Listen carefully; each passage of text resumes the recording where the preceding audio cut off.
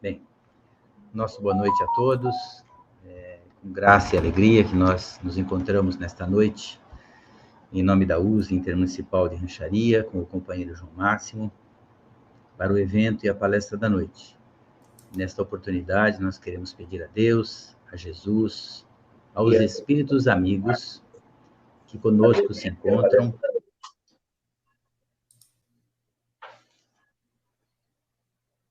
em nome da espiritualidade, para que o nosso amigo possa ser intuído, possa ser assistido, nas palavras que nos trará para a reflexão e o aprendizado a respeito da realidade espiritual. Jesus, o amigo espiritual de todas as horas, o irmão de caminhada, possa nos amparar, nos assistindo na oportunidade, juntamente com os benfeitores, para que assim a misericórdia do Senhor, a misericórdia de Deus, o Criador, o Supremo Senhor da vida, possa nos envolver a todos, trabalhando os nossos sentimentos, os nossos pensamentos e as nossas emoções na oportunidade, para o entendimento e a compreensão, Senhor, daquilo que nos será apresentado na noite de hoje. Que Jesus esteja sempre conosco, para que assim possamos realizar a obra do amor. Muito obrigado, Senhor. Boa noite a todos que nos prestigiam aí com a presença nas redes sociais, que nos dão a grata satisfação da companhia. Cumprimentar aqui o Valci, o nosso vice-presidente da USE Intermunicipal, o Marcos de Almeida Barbosa, o nosso atual presidente, nosso querido João Máximo, que é o palestrante da noite, venha brilhantar para nós aí com a palestra do mês. E nós vamos, antes só de passar a palavra para o Marcos, que é o presidente, fazer aí as boas-vindas também ao João, nós gostaríamos de apresentá-lo aqui nessa noite. Então, o nosso querido João Máximo, da cidade de Cerqueira César, é o atual presidente do GAEFA, que é o Grupo de Assistência Espiritual Francisco de Assis.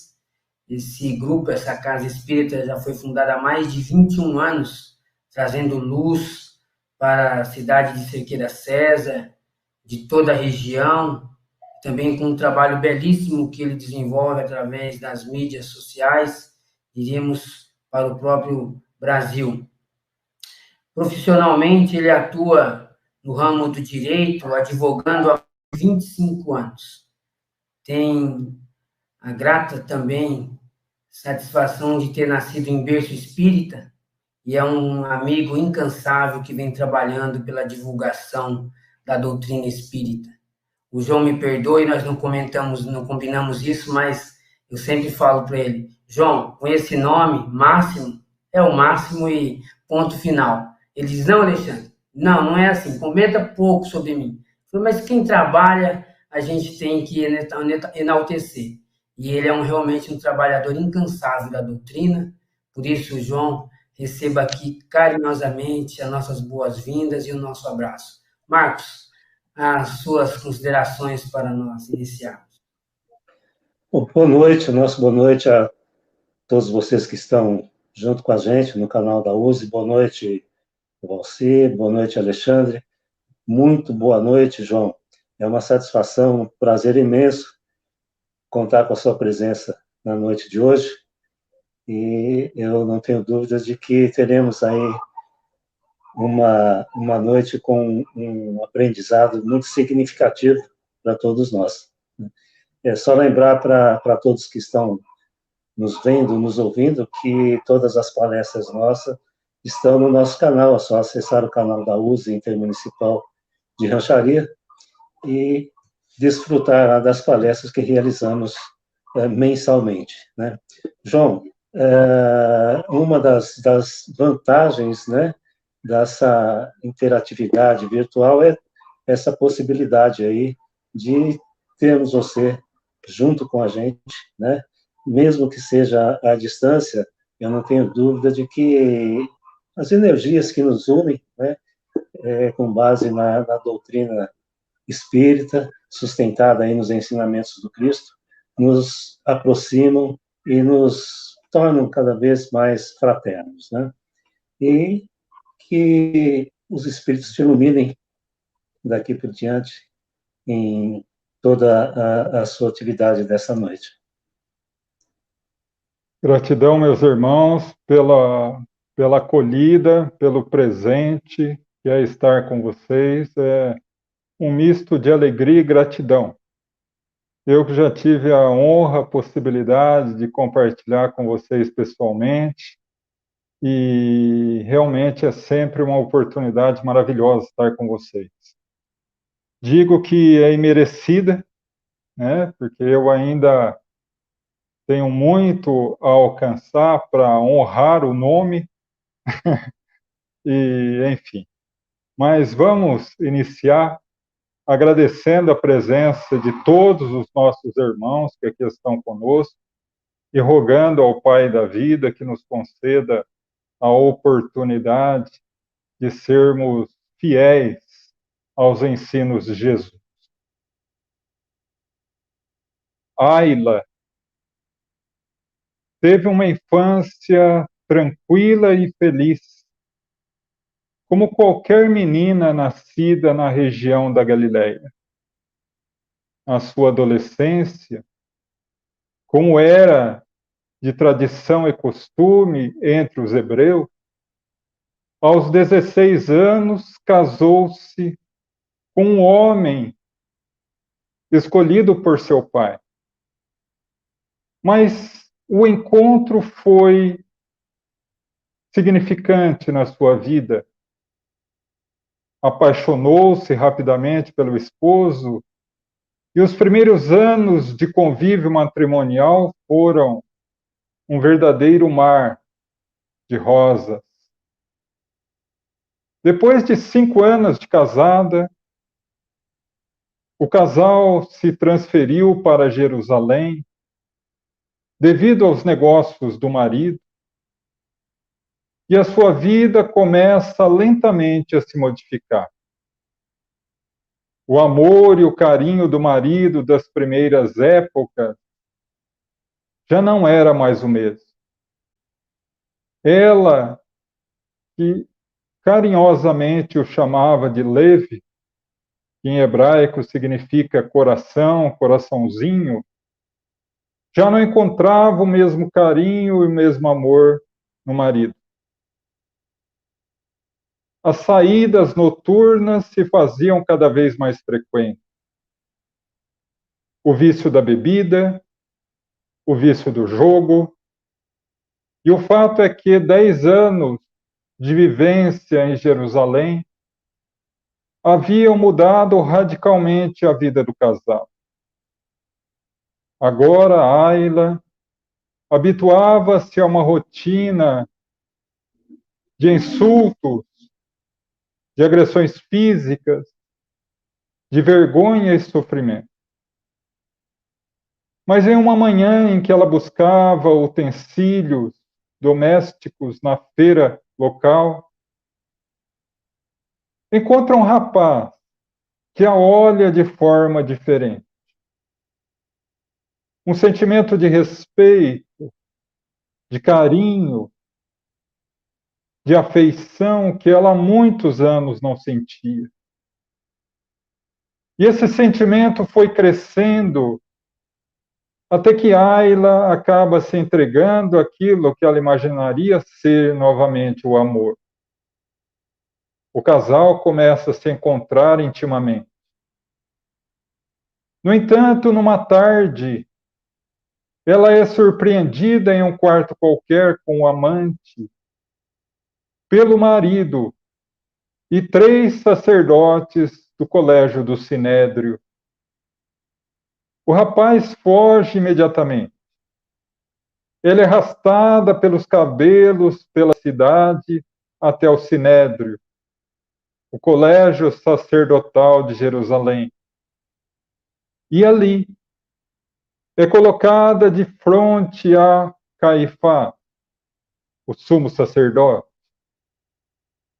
que orienta um dos seus auxiliares a encaminhá-la a Jesus, para que ela fosse julgada por ele, uma vez que ele era um dos muitos que se diziam Messias, e na visão de Caifás deveria-se ser desmascarado esses falsos profetas. A situação era delicada. Se Jesus segue a lei de Moisés, mandando apedrejá-la, o que consignava na lei, a sua tese de amor, de perdão e de caridade cairia por terra. Se ele determina perdoá-la, ele estaria sendo contra a lei de Moisés e ia ser imediatamente preso. O fato é que, minutos mais tarde, em uma praça da cidade, o jovem sacerdote joga Ayla, que cai aos pés de Jesus. Mestre, diz ele, essa mulher foi pega em flagrante ato de adultério.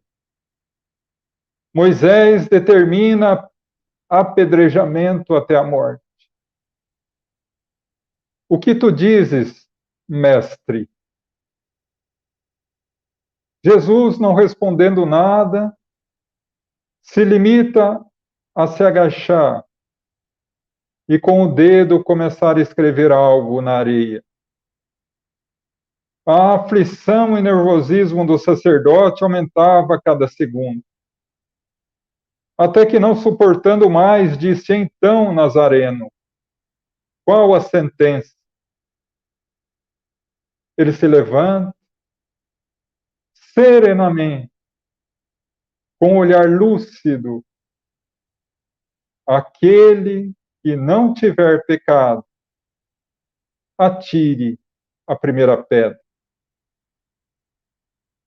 Isso cai como uma bomba entre todos os que acompanhavam. Narra o evangelista João, que foram saindo dos mais idosos aos mais jovens. E nesse momento cabe uma lenda narrada por Humberto de Campos, que cada um que saía olhava o escrito de Jesus no chão e lia o seu próprio erro, o seu próprio pecado. Até que Jesus se ajoelha, levanta a mulher pelos antebraços e diz: mulher, quem te condena? Ela, olhando em derredor, não encontrando ninguém a não ser ele e seus seguidores: ninguém, meu Senhor, nem eu te condeno. Vai em paz e não tornes a pecar. Estrangulada de alegria, Ayla se perde na multidão. Ela, envergonhada por tudo ocorrido, sai de Jerusalém, vai tentar a vida no Império, em Roma, e com a vida modificada por aquele jovem nazareno, decide-se por trabalhar com irmãs de caridade, no auxílio aos doentes e necessitados. Os anos passam. 30 anos depois, ela já era uma enfermeira das mais hábeis, das mais amorosas de todo o hospital. Até que um dia bate à porta um homem semi-morto. A madre superiora não quis aceitá-lo, pois estava com o corpo marcado pela lepra. Mas ela, de coração nobre e puro, propõe que aceite o homem, que ela cuidaria pessoalmente. Ninguém ousava entrar no recinto do quarto do homem, apenas ela. E durante alguns meses cuidou dele, E não obstante a cura não se dá, ele restituiu parcialmente a saúde e a lucidez. Mas iria morrer. Naquela manhã, lúcido, ele percebeu que chegava o seu momento. Aguardou o momento em que Ayla viria para trocar as ataduras dos ferimentos e lhe disse: minha irmã, a lepra me levará hoje. Espero que essa angústia e essa dor, essa ira divina tenha lavado a minha alma dos meus inúmeros pecados e eu possa chegar à face de Jeová. Mas se eu chegar, eu gostaria de saber o teu nome, para dizer a ele o teu nome, e ele coloque você como uma das filhas prediletas dele. Qual é o teu nome? Ela sorriu e logo largas lágrimas caíram da sua face. Meu querido Efraim, você sempre foi e sempre será o meu leve, o meu coraçãozinho. Ele reconheceu imediatamente Ayla e morre nos seus braços, abençoando-a. Em realidade, o perdão de Jesus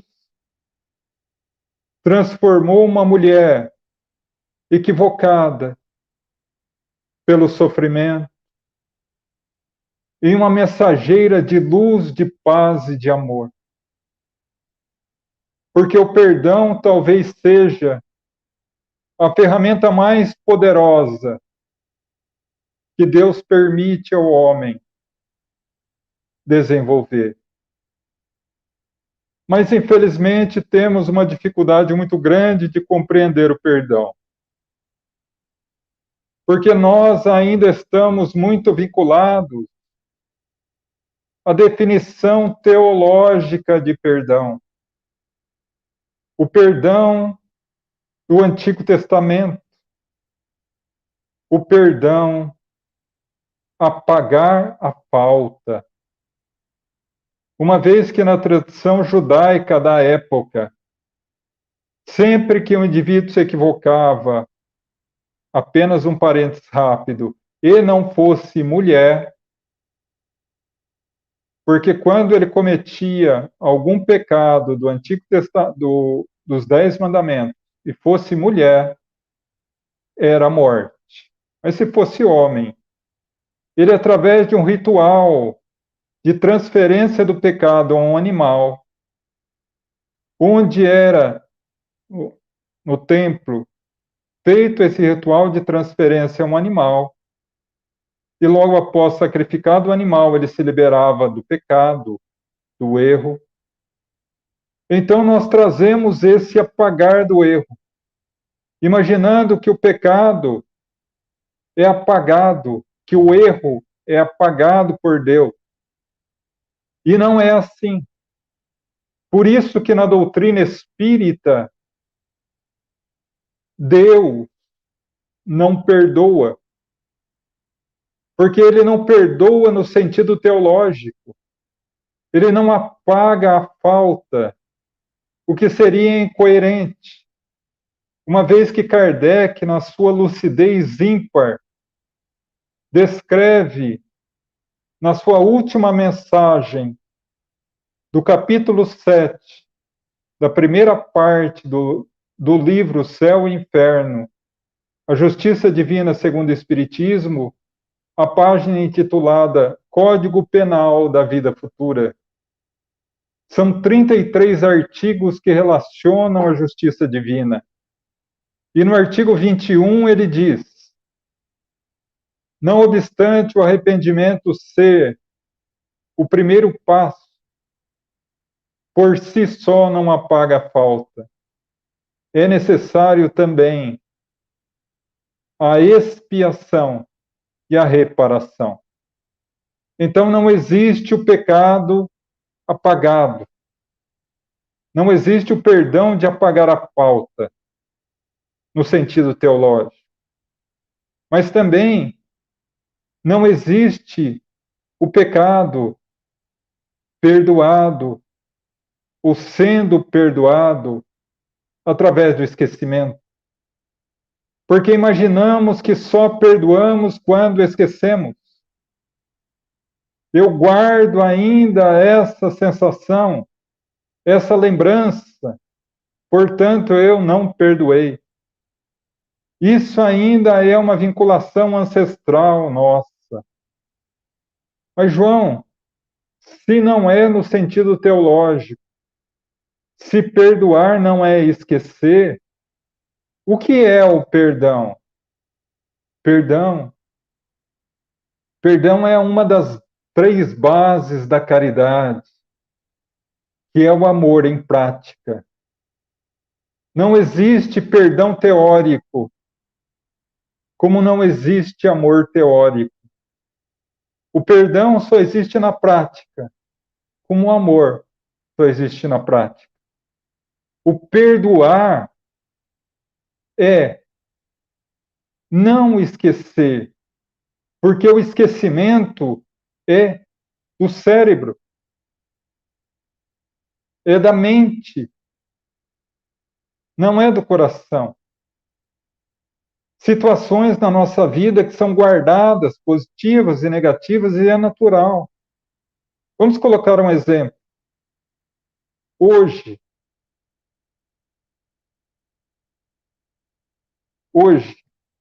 se eu perguntar a vocês o que almoçaram hoje, todos irão me responder claramente.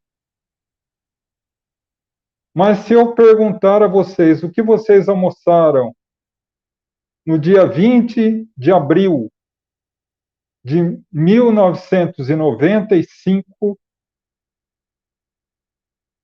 todos não vão se lembrar. Mas, se em 20 de abril de 1995 foi o seu aniversário, e exatamente naquele almoço, a sua família se reuniu e fez uma comida especial festejando o teu aniversário, você vai se recordar. Porque da mesma forma nós não esquecemos o dia do nosso casamento, o dia do nascimento de um filho, o dia que passamos no vestibular ou nos formamos na faculdade. São situações que nos marcam a alma. Da mesma forma, coisas negativas, perder o emprego, o dia do falecimento de um ente querido, isso marca a alma, mas não quer dizer que a gente não perdoou, apenas não esqueceu. A questão do perdoar está muito mais vinculada a lembrar o fato negativo e não sentir mais raiva ou ódio. Porque o perdão, ele passa não pelo esquecimento, mas ele passa por, primeiro, não revidar com o mal que nos fizeram. Ou nas palavras de Jesus, pagar o mal com o bem. Se te baterem uma face, ofereça a outra. Se te obrigarem a dar 1000 passos, anda mais 2000. Não revidar o mal com o mal. Esse é o primeiro passo. O segundo passo é, se algum dia a vida te colocar o agressor na condição de necessitado, estender a mão a ele. Isso é a caridade do perdão. Isso é a compreensão. Por isso que Paulo, em uma mensagem belíssima no Evangelho segundo o Espiritismo, diz que existe o perdão do coração e o perdão da boca. O perdão da boca geralmente vem assim: eu te perdoo, mas se você fizer isso, mas nunca mais quero te ver, mas, ou eu te perdoo, mas o primeiro deslize que o indivíduo cometer, se recorda novamente de tudo, solta novamente toda a mágoa, todo o rancor. Então, o perdão faz parte da tríade de caridade. Porque Jesus nos fala: eu sou o caminho, ninguém vai ao Pai senão por mim. Kardec, de forma lúcida, pega essa frase do Cristo e coloca: a caridade é o amor em ação. Jesus, amai-vos, eis o primeiro mandamento. Meus discípulos serão conhecidos por muitos se amarem. E coloca: fora da caridade não há salvação. Fora da caridade não há felicidade. Pois bem, quando abrimos as páginas do Livro dos Espíritos e nos deparamos com a questão 886, Kardec quis deixar muito claro: uma vez que a caridade é a ferramenta essencial para a libertação e para a felicidade, para a salvação, nos termos teológicos, o que é caridade? Mas não segundo alguém, este ou aquele, mas segundo o nosso modelo e guia. O que é caridade segundo o entendimento de Jesus? Aquele que, segundo a questão 625, é o nosso guia e modelo, o espírito mais perfeito que pisou a terra. E a resposta nos desconcerta, meus irmãos. Benevolência para com todos. Indulgência para com as faltas alheias. E perdão das ofensas. Perdoar. Perdoar. João, eu compreendi que perdoar é um movimento da alma. É uma prática do amor. É o não revidar o mal. É, sempre que for possível, abençoar o agressor. Ou, nas palavras de Jesus, amai vossos inimigos. Porque se amai apenas aqueles que vos amam, que mérito tereis? Se dá coisas apenas àqueles que podem lhe retribuir, que mérito tereis? Então, nós compreendemos que o perdão não é do dia para a noite. O perdão é um processo. E para podermos perdoar, não é necessário apenas dizer eu te perdoo da boca, como diz Paulo de Tarso na sua inesquecível mensagem. É necessário que abramos o nosso coração. E isso é difícil. Que sufoquemos o nosso orgulho e o nosso egoísmo, o que também é profundamente difícil. Então é necessário que passemos por um processo de perdão. Muitas vezes um processo lento e doloroso. E o primeiro passo desse processo é a compreensão dos motivos que levam o outro a errar, a indulgência. E vejam que interessante, apenas um exemplo simples e claro. Eu estou no meu trabalho. Um colega de trabalho chega próximo a mim e me trata de forma muito ríspida, violenta, rude e sai. Eu vou ficar chocado e depois eu vou começar a ter raiva dele. Começa a falar para os outros colegas de trabalho: nossa, você viu? Para que tratar a gente assim? Por que fez isso comigo? Nossa, eu não sabia que ele era assim tão mal. Estou falando por mim, tá? Mas até que encontramos um outro colega e comentamos o mal do outro.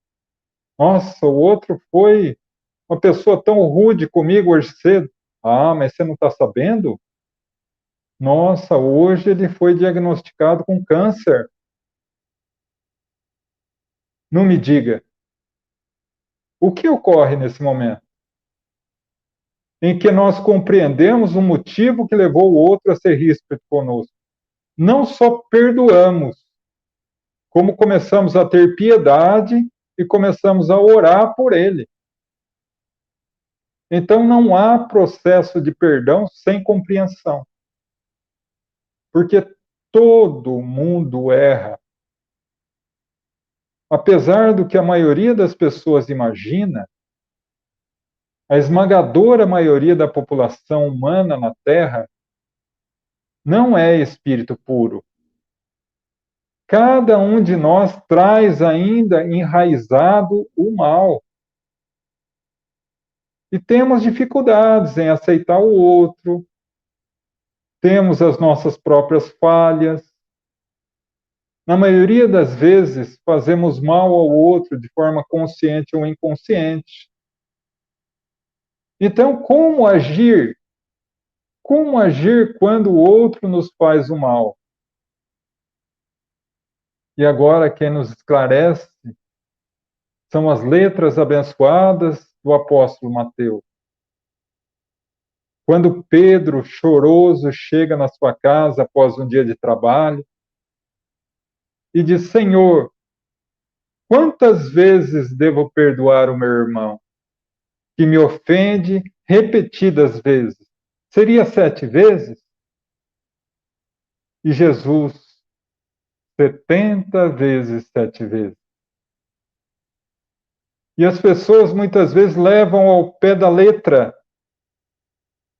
e acabam não compreendendo a essência. Porque, na verdade, quando Jesus nos falou isso, o 7 é um número cabalístico na cultura hebraica.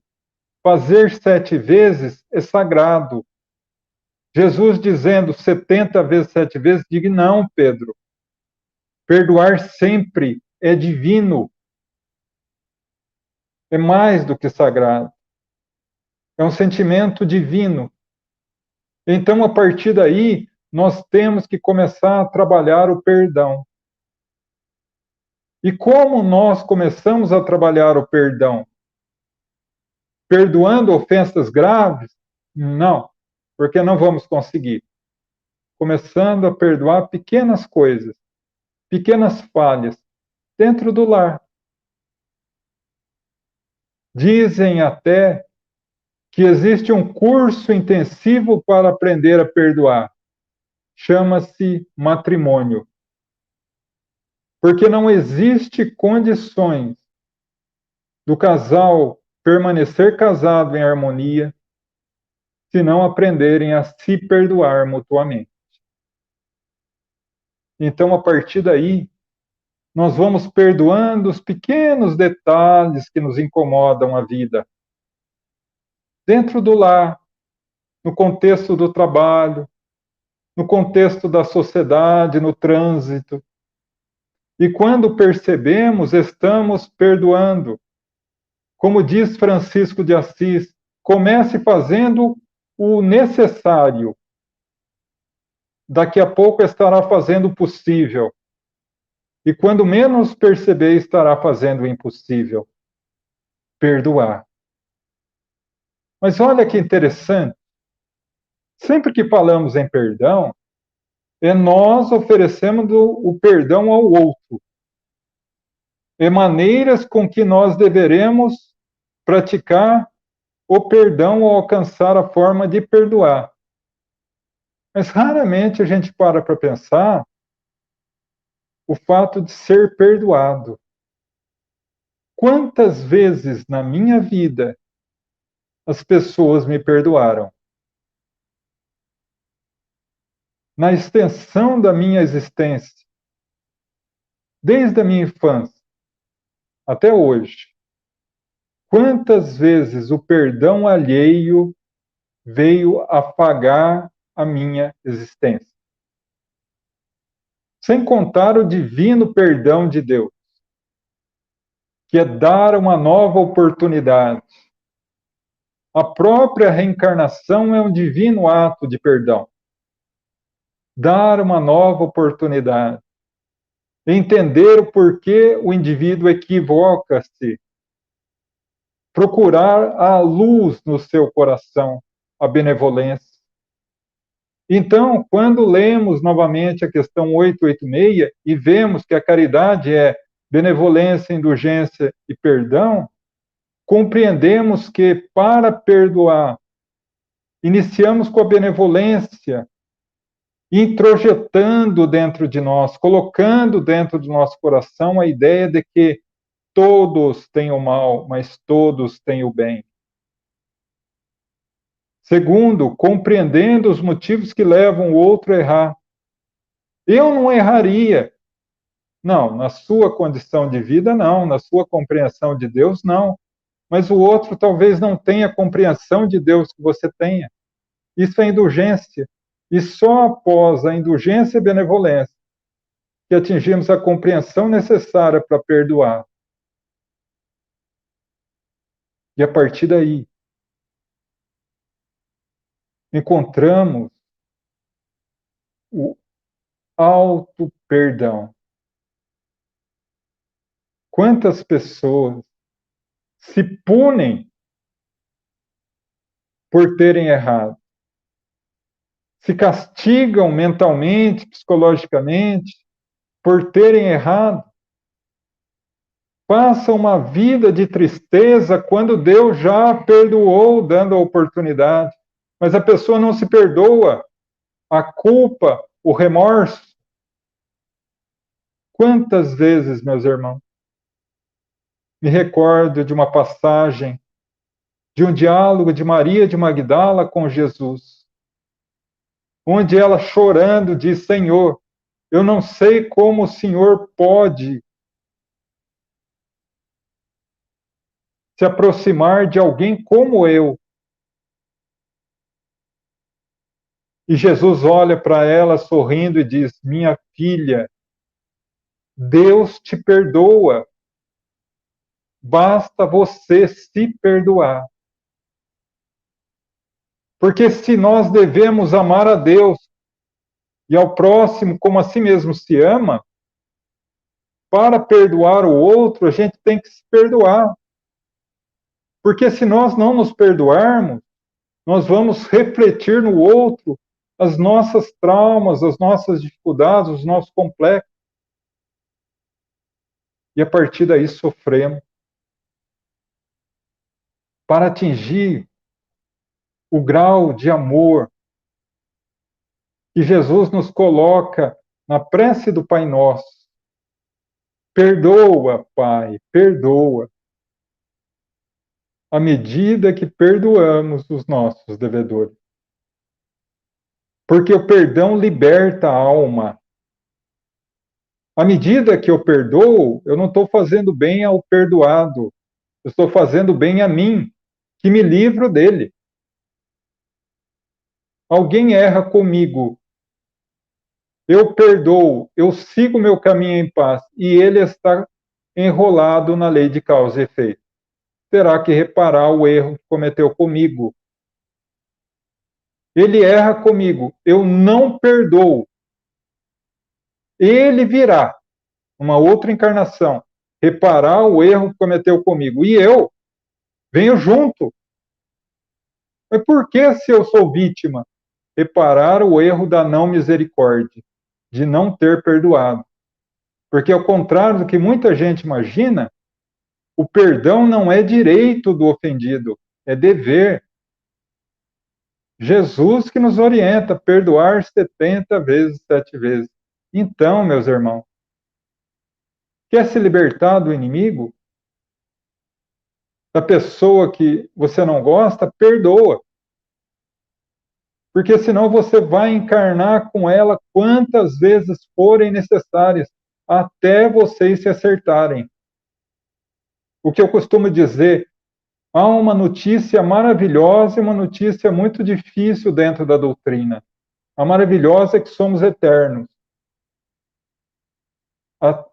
A triste é que os nossos inimigos também são.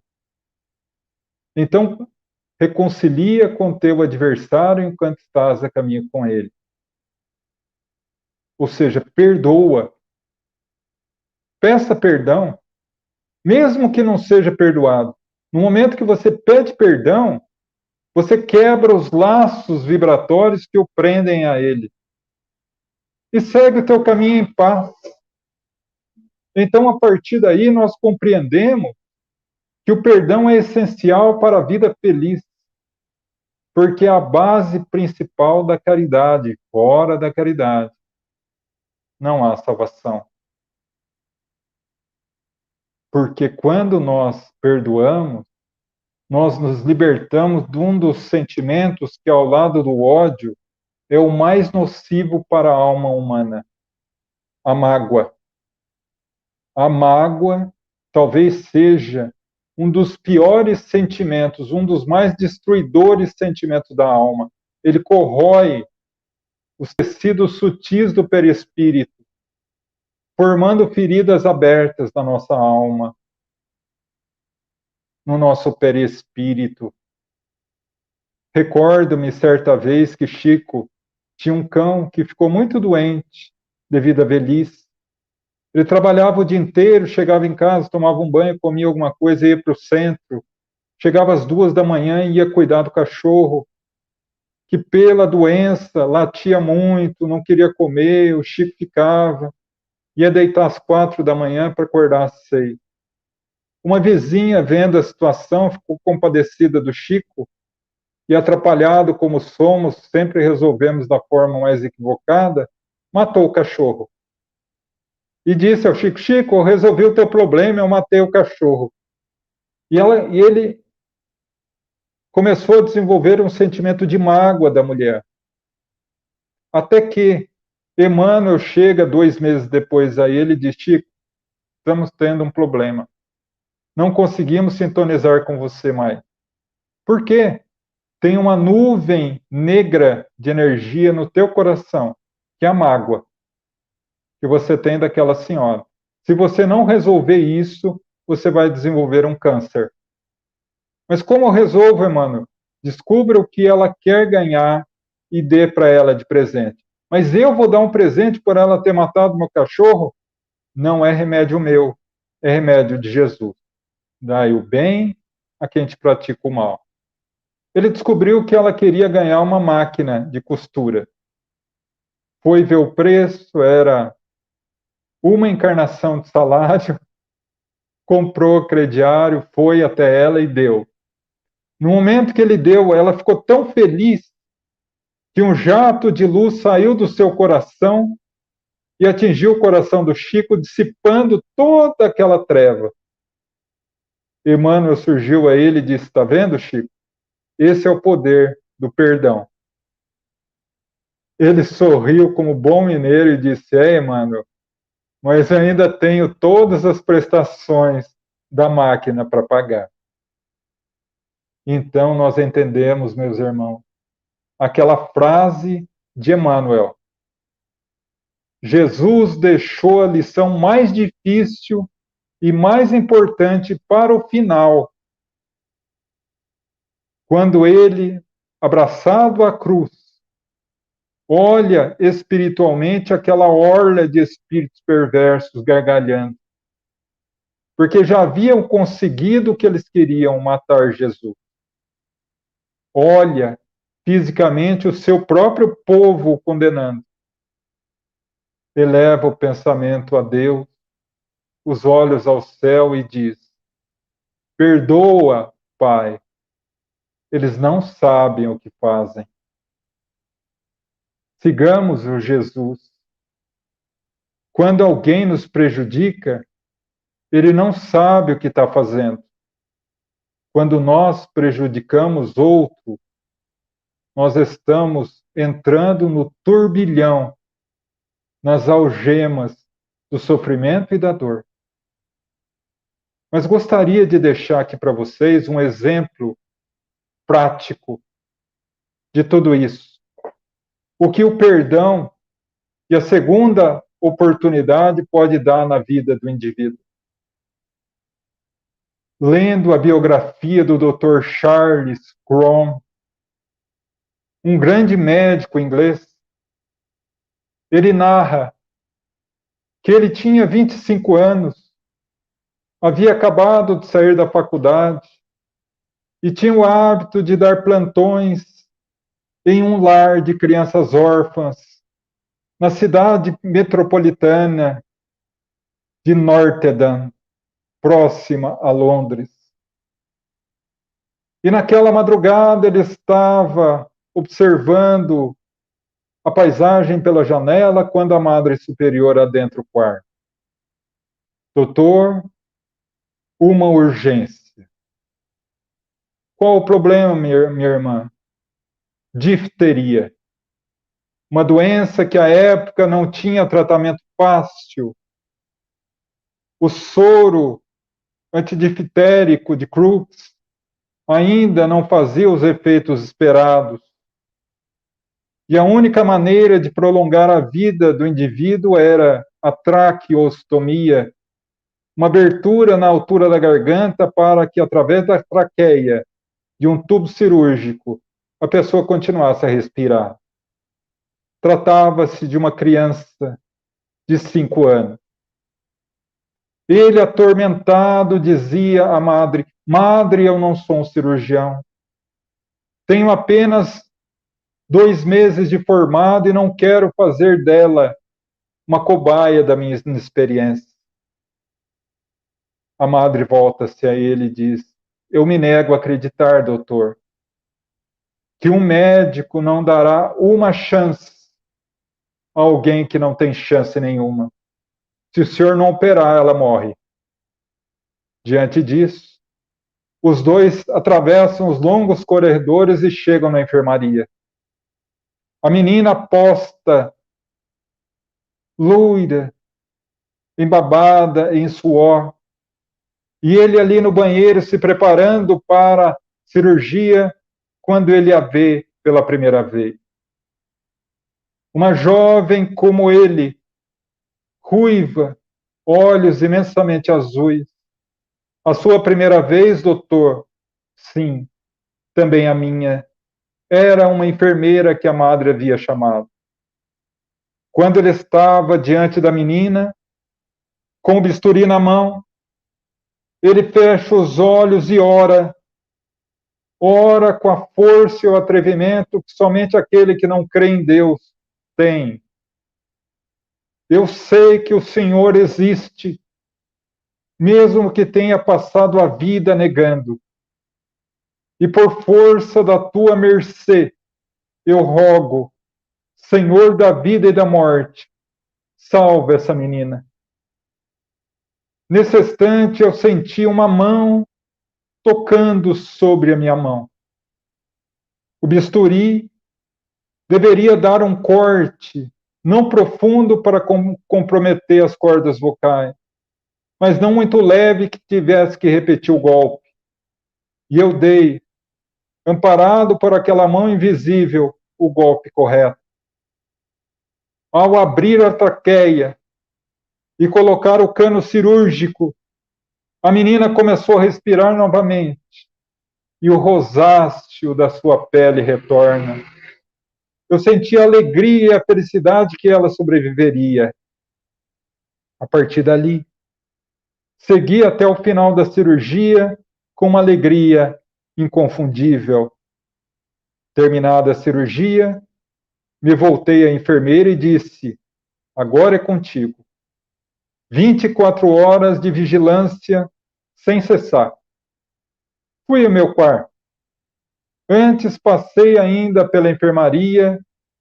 Tudo bem? Ela: tudo bem, doutor. Fui dormir. Nada como o dever cumprido e a consciência tranquila para nos dar um sono harmonioso. De repente fui acordado com pancadas na minha porta. A enfermeira desesperada diante de mim, e eu a repreendi. A senhora cometeu o primeiro maior erro. Jamais se deixa um paciente recém-operado a sós. Venha, doutor, imediatamente. Corremos.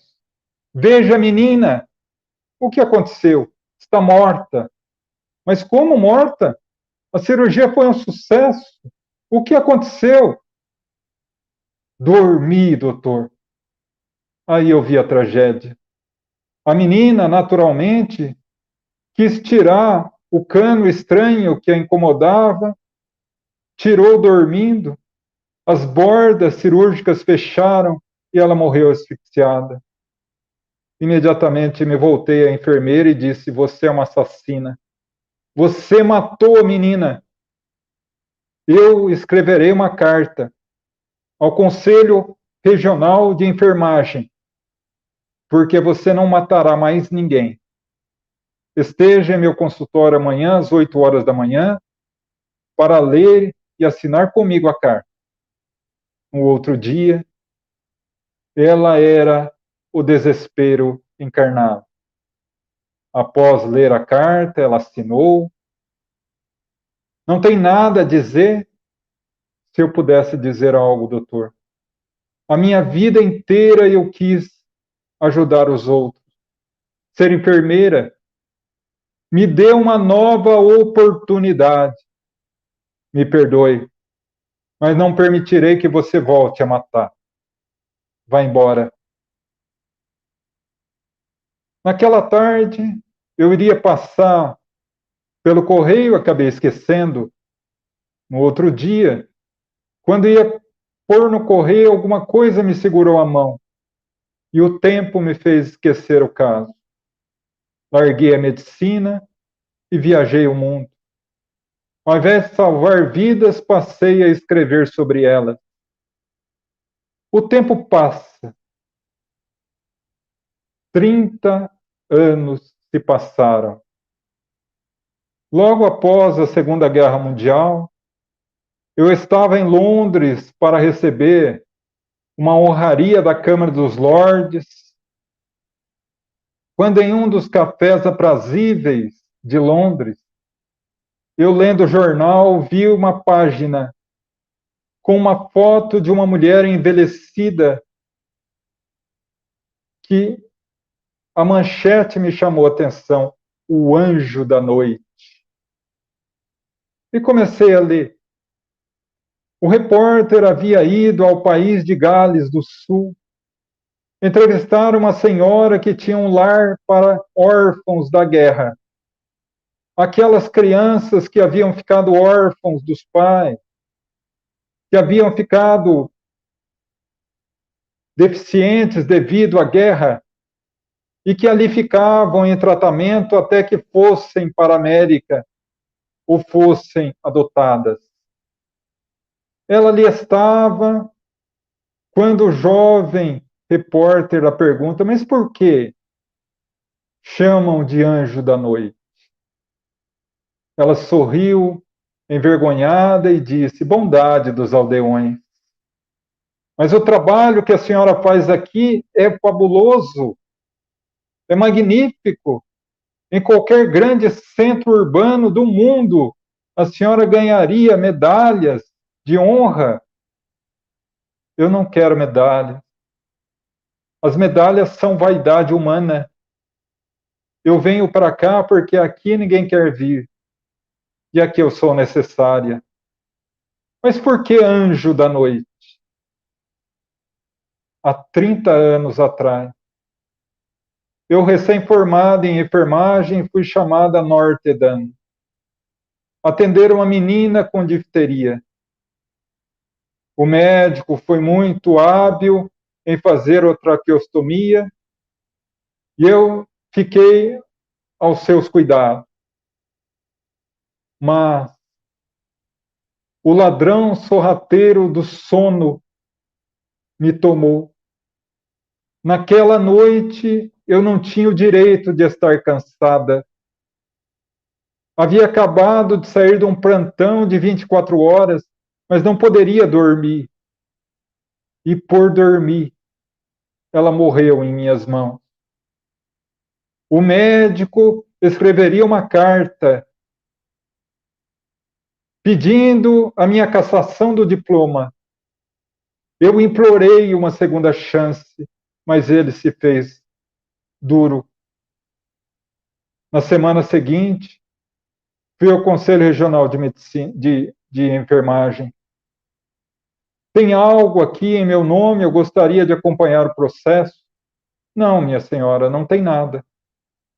Todos os documentos passam por minhas mãos. Eu sou a chefe do protocolo. Nada. Na outra semana, e na outra, 6 meses depois, indo toda semana, a encarregada do protocolo disse: minha senhora, vá a um médico, a senhora está com mania de perseguição. Não tem nada. Nada. Ele havia me dado uma segunda oportunidade. A minha vida já não me pertencia mais. Escolhi na Grã-Bretanha o país mais pobre, país de Gales. E vim para cá. E com a ajuda dos aldeões construí esse lar. Mas a minha senhora não explicou ainda por que anjo da noite. Porque naquela noite eu perdi a faculdade de dormir. Durante o dia, eu descanso 30 minutos pela manhã, 30 minutos pela tarde, mas à noite eu não durmo mais. À noite eu passo vigiando, auscultando, procurando entre aquelas crianças aquela que precisará de mim, porque as noites não me pertencem mais. Pertencem àquela criança loira que morreu e a ele que me deu a oportunidade de concretizar o meu sonho. Mas, minha senhora, essa é uma história incrível. Qual é o nome dele? Não lembro do nome. Me recordo do aroma, do perfume, mas do nome não. E mesmo que soubesse, não podia dizer, porque a não me denunciar, ele também cometeu um crime. Mas o seu crime libertou a minha alma. O jornal cai da minha mão. Me vem imediatamente à mente todo o ocorrido há 30 anos atrás. Pego o primeiro avião ao país de Gales do Sul e quando encontro o anjo da noite, ela começa a chorar, mas eu também. Você salvou a minha vida, disse ela, e eu em lágrimas. Você que salvou. Eu estava perdido e graças à tua história eu retorno à medicina. E desencarna 30 anos mais tarde, como um dos maiores médicos que a Inglaterra conheceu. Graças ao perdão, uma mulher se transforma no anjo da noite. Graças ao perdão, Ayla se transforma num anjo de luz para centenas. Graças ao perdão, poderemos transformar a nossa vida. Mas muitas pessoas falam, João, eu não consigo perdoar. E aí eu deixo uma reflexão. Na maioria das vezes, quando o indivíduo fala que não consegue, é porque não quer perdoar. Vamos lembrar que o perdão é bom para quem perdoa e não para quem é perdoado.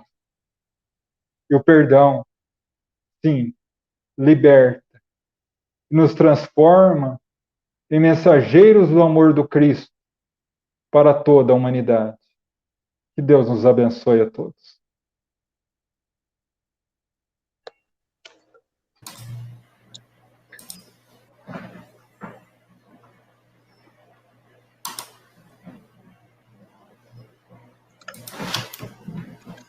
Muito bom, João.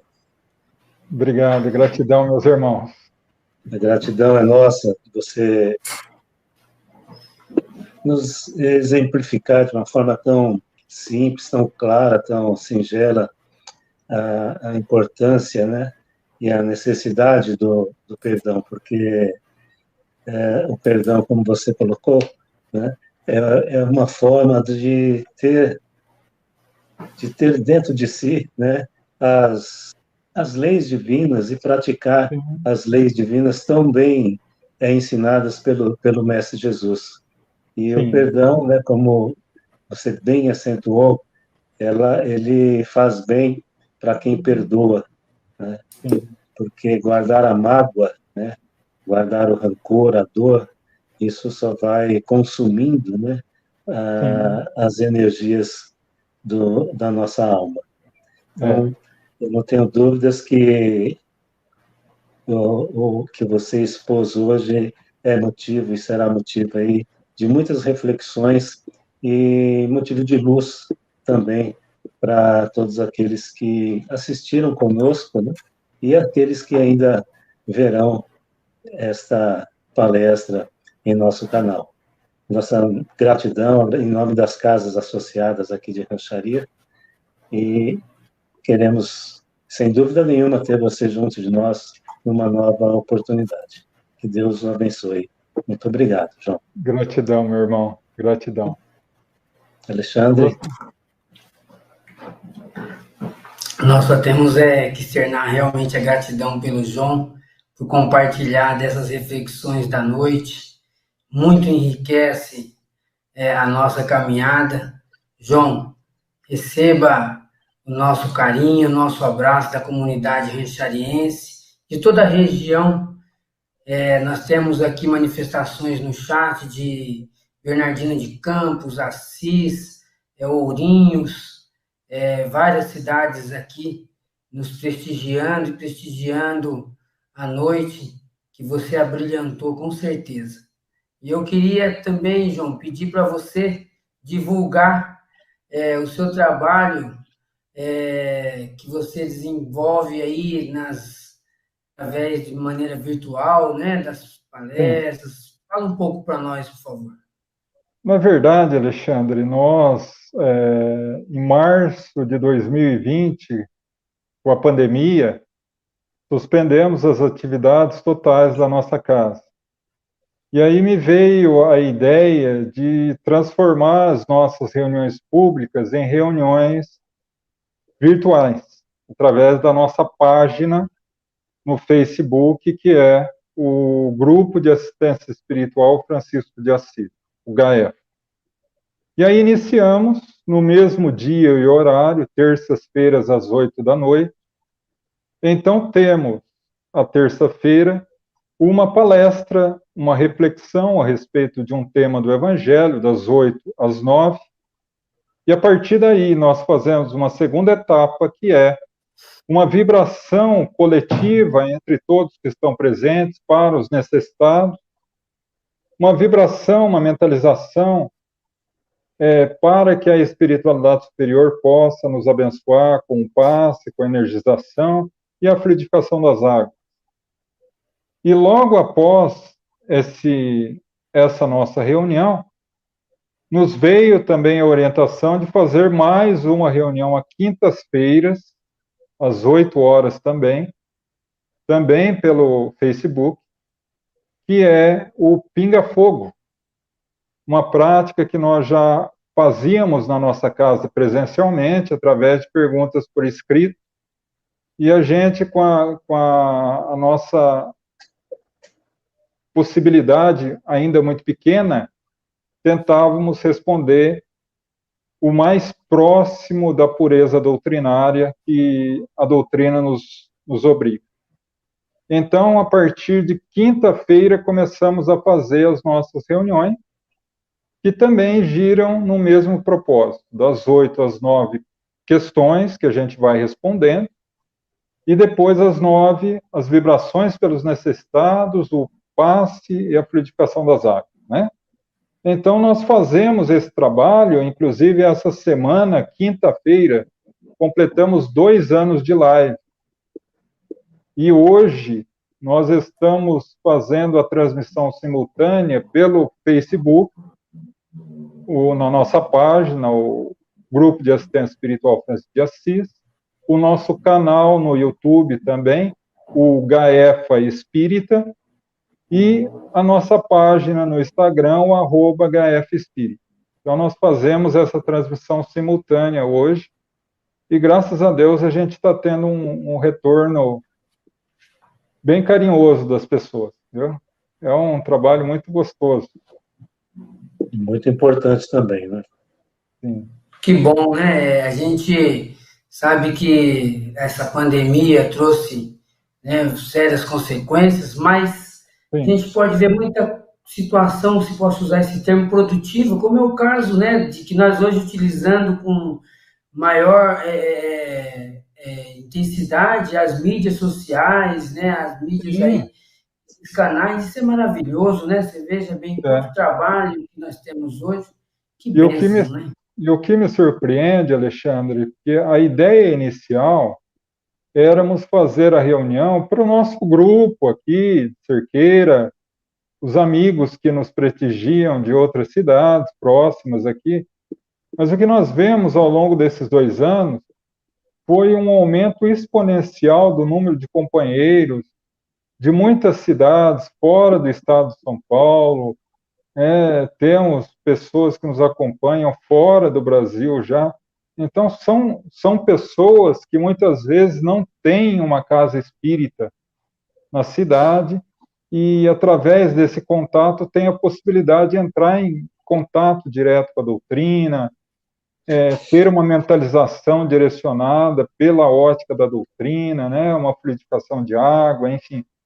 É um auxílio que a gente fica feliz em poder possibilitar, né? Que bom, João. Graças a Deus temos essa oportunidade de trabalho, né? Mais uma vez aí, receba nossa gratidão, nosso carinho. Queremos aqui já aproveitar essa oportunidade, convidar os nossos irmãos internautas que têm aí nos prestigiado, dado a companhia na noite de hoje, que no próximo dia 9 de abril, dia 9/4, às 20 horas, teremos ao vivo no canal da USA Intermunicipal a nossa companheira Rita Gardim, lá da cidade de Assis. Peço que vocês compartilhem, que possam aí divulgar também, trazer aí um joinha para o canal, isso auxilia também na divulgação. Amigos, fiquem com Deus, um ótimo final de semana a todos e até uma oportunidade, se assim Deus nos permitir. Fiquem todos com Deus. Que Deus abençoe a todos.